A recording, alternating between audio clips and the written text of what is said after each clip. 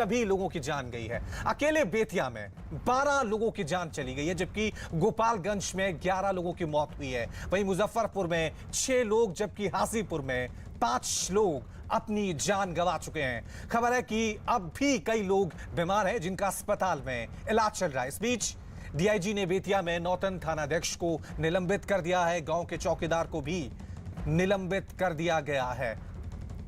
आपको बता दें कि किस तरह से बिहार में शराबबंदी होने के बावजूद भी वहां पर शराब बिक रही है, जहरीली शराब बिक रही है। और इस तरह के मामले बिहार में हर दूसरे से तीसरे महीने देखने को मिल जाते हैं, जब आम लोग इन शराब माफिया से शराब खरीदते हैं और ये जहरीली शराब पीते हैं, वो अपनी जिंदगी को खो देते हैं। आप देख सकते हैं किस तरह से जिन लोगों ने जहरीली शराब की वजह से अपनों को खोया है, उनके घर में मातम का माहौल है, हर कोई गमगीन है। सवाल ये उठ रहा है कि जब बिहार में शराब बंदी है तो फिर बिहार में शराब कैसे बिक रही है, और वो भी जहरीली शराब। इस तरह की घटनाएं एक बार नहीं बल्कि बिहार में कई बार देखने को मिलती है।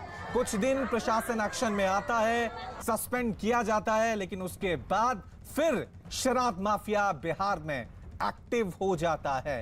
इस बार भी बिहार में जहरीली शराब का यह कांड देखने को मिला है, जहां पर 34 लोगों की मौत हो गई है। चलिए इस खबर पे और ज्यादा जानकारी के लिए सीधा रुख करते हैं मेरे सहयोगी चंद्रमोहन का। चंद्रमोहन, जिस प्रदेश में शराबबंदी है वहां पर सबसे पहले शराब बिकना, जहरीली शराब बिकना, और 34 लोगों की जान चली गई है उसकी वजह से, कौन जिम्मेदार? पुलिस प्रशासन, सरकार, शराब माफिया? बिल्कुल, देखिए, इस बात से इनकार नहीं किया जा सकता है कि 34 लोगों की मौत हुई है। उसके पीछे जो जिला का प्रशासन होती है और साथ ही जो इलाके के थानेदार होते हैं, चौकीदार होते हैं, वो इसके लिए सीधे तौर पर जिम्मेदार हैं, क्योंकि बिहार के कई ऐसे इलाके हैं जहां पर धड़ल्ले से शराब बिक रहे हैं और लोग वहां से खरीदते हैं और पीते हैं, जिसके बाद मौत हो जाती है। और जो बेतिया में 12 लोगों की मौत हुई है, यह आंकड़ा आगे भी बढ़ सकता है। और इसके अलावा गोपालगंज में 11 लोगों की मौत हुई है। यहाँ भी कई लोग बीमार चल रहे हैं और हो सकता है कि आने वाले दिनों में जिस तरह से धीरे धीरे लोग मर रहे हैं, यहाँ भी संख्या में इजाफा हो जाए। तो इस बात से इनकार नहीं किया जा सकता है कि प्रशासन। चंद्रमोहन, आपको रोक रहा हूं, चंद्रमोहन आपको रोक रहा हूं। इस वक्त हमारे साथ जेडीयू नेता अजय आलोक जी जुड़ गए हैं। अजय जी, जिस प्रदेश में शराबबंदी है वहां पर शराब बिक रही है, और वो भी जहरीली शराब, और लोग अपनी जिंदगी खो रहे हैं, क्या सरकार इसके लिए जिम्मेदार नहीं है? देखिए, शराबबंदी का कानून 2016 से लागू है जी, और इफेक्टिवली लागू है, लेकिन कानून तोड़ने वालों की कमी नहीं होती इस दुनिया में। हमारे यहाँ हत्या अपराध है, 302 का मुकदमा लगता है, रेप अपराध है, उस पर ही मुकदमा लगता है। लोग जानते हैं कि जेल होगी, सजा हो जाएगी, लेकिन तब भी होता है। कानून अपना काम कर रहा है, ये होगा। जहरीली शराब, ये गड़बड़ करने वाले लोग अगर समाज में नहीं रहेंगे ना, तो ये समाज ही नहीं बनेगा। ऐसे गड़बड़ करने वाले लोगों को पकड़ने के लिए ही सरकार है।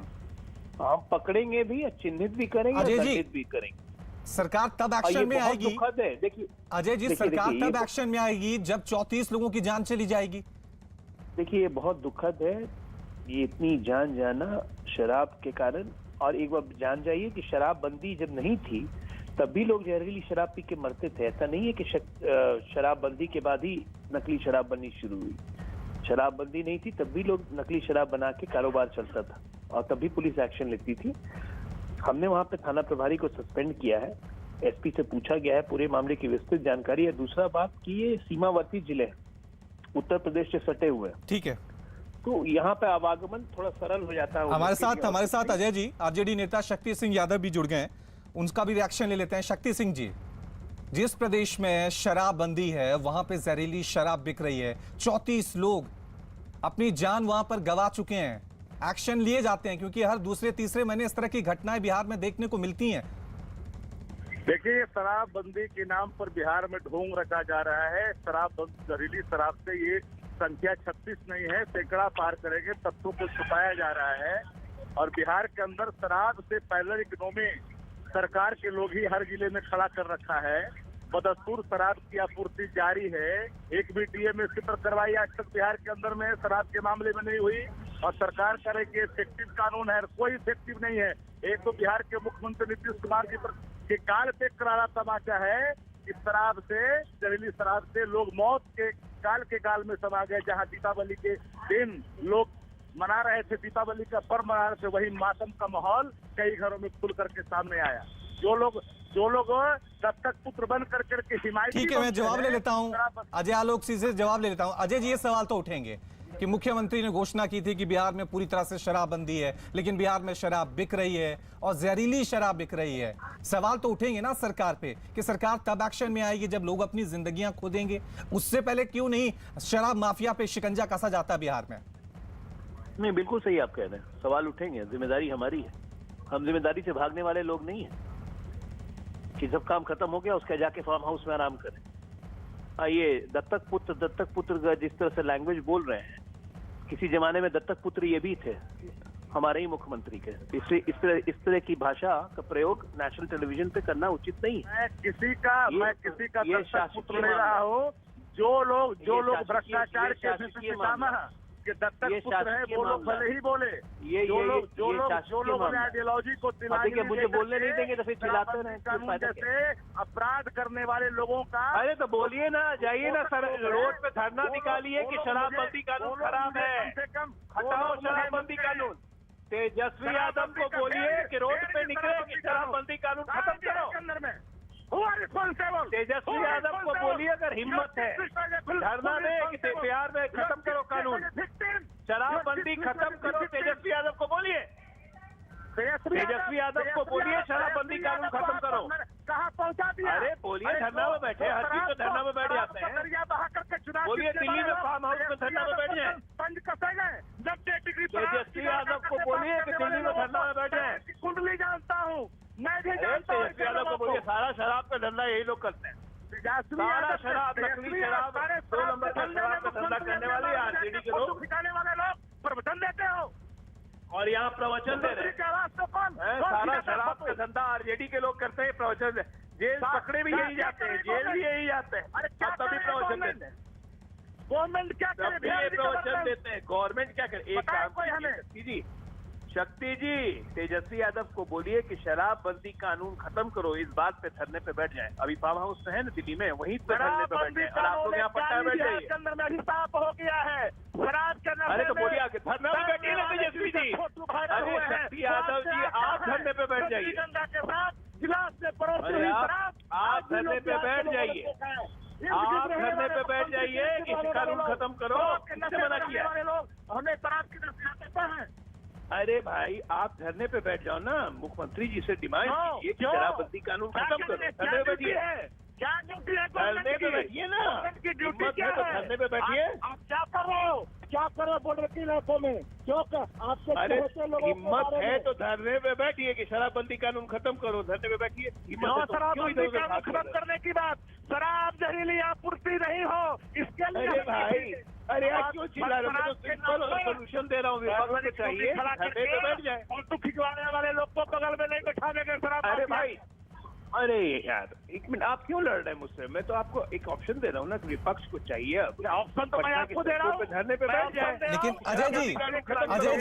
अजय आलोक जी, लेकिन जिम्मेदारी यहाँ पे सरकार की बनती है, पुलिस प्रशासन की बनती है। अगर बिहार में शराब बिक रही है तो वो विपक्ष की जिम्मेदारी नहीं है, जिम्मेदारी सरकार की है कि इस तरह की घटनाएं दोबारा ना हो।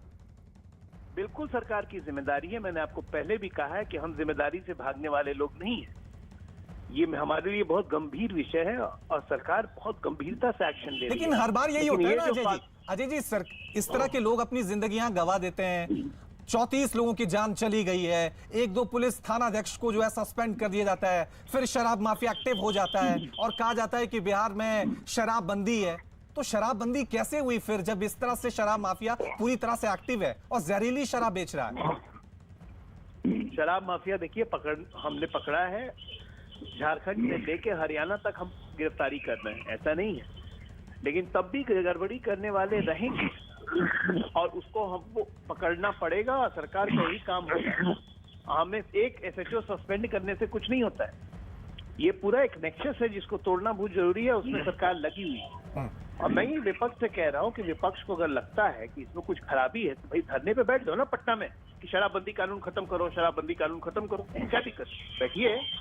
इतनी चिंता है तो शराबबंदी कानून को फेलियर बता रहे हैं तो बोलिए कि शराबबंदी कानून खत्म करो। विपक्ष को करना चाहिए या नहीं करना चाहिए? शक्ति सिंह जी जवाब दीजिए। शराबबंदी बहुत अच्छा है, एक कहते हैं शक्ति सिंह जी जवाब दीजिए। दूसरी तरफ कहते हैं गड़बड़ है। ये तो गजब हुआ ना कि जो जिम्मेदारी सरकार की है वो विपक्ष से पूछ रहा है कि शराबबंदी को खत्म करने के लिए काम करने पर बैठ जाओ। ये तो निर्लजता भरा बयान है अपने खेलवर को। अरे बैठिए ना, अरे भाई सरकार जवाब को इतना क्या- चिल्ला रहे हैं तो जवाब बैठ जाइए सरकारी हो। ये तो जवाब इतना अनैतिक आचरण करने वाले लोग ही बोलेंगे ना।